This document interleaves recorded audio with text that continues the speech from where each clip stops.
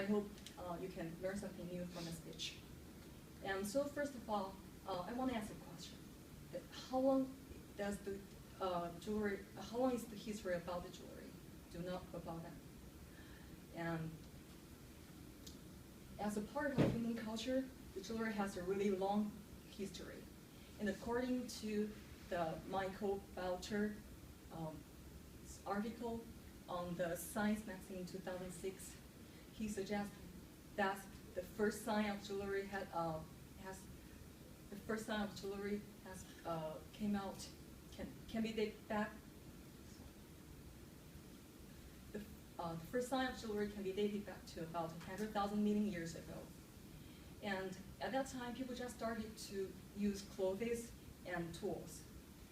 And here are what the first jewelries look like. They're just some shells and used as these. And more than 60,000 years later, and according to a timeline example by the Asian Jewelry University, it suggests that people are using new materials as jewelries. Those are some pieces of the animals and bones. And another 33,000 years later, gold jewelries came out.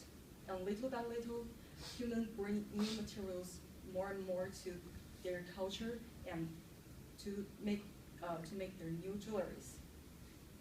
And whatever kind of jewelry you like, you can always locate them into a certain period of time in history and to see how old they are. So here comes a question about jewelries. So why they have so long a history? And I have to say that must because they have many functions, not only because they're pretty. An authority of Bible study suggests, he named Rob Regis. He provided a list of the functions of jewelries in Old Testament. And it includes so many functions of jewelries that including the beautification and evidence of wealthy and social strata and religious uses and so on. Those functions of jewelries are not very hard to understand, but I want to say they're not all. And what is more, if you can take a look at your hands, do it have any rings on any of your fingers? If yes, some people may think, oh, you're engaged or you are married. So this is a function of some jewelries. They can show some of your personal state. And do you have any little crosses or the little Buddha, or jade, or something else you can that you think that can protect you or guard you? Yes, there are elements. Many of the jewelries are playing this role. And if you want to think carefully, I think you can find many more ways of jewelries, what it can do. And so, why jewelries can have so many functions? For me, I want to answer this question in this way, that because they have a lot of meanings. In a very long history, jewelry have gained a rich culture behind them. And for example, if you look into these pictures, all these jewelries came from a kind of culture. It's means Celtic.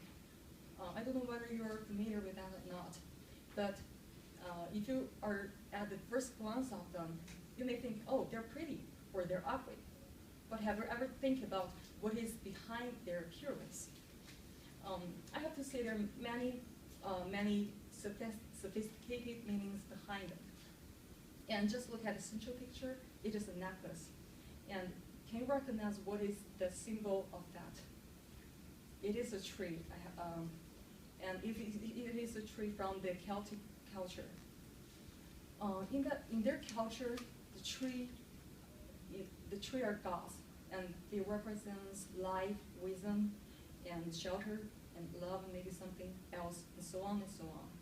And when the symbol is made into jewelry, I think it is carrying a lot of information about the symbol and about its culture, history, and so on and so on. And maybe not only this, it is also carrying some hope and love from about the one who made them. And so I have to say, the jewelries are really meaningful. So if you can stop here and think for a second, that do you remember would you answer in a survey that what is your first opinion came to when you think about the jewelry?